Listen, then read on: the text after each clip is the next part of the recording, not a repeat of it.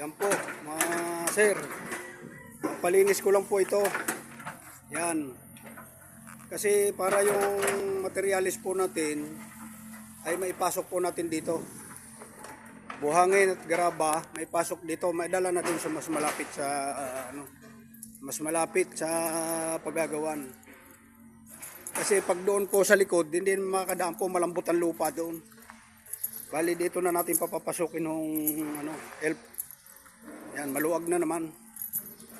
Tapos dito na natin siguro patatambak. Ito. O kaya dito sa parting ito. Baka pwede na naman namin siguro itong iipod, itong mga ito bukas.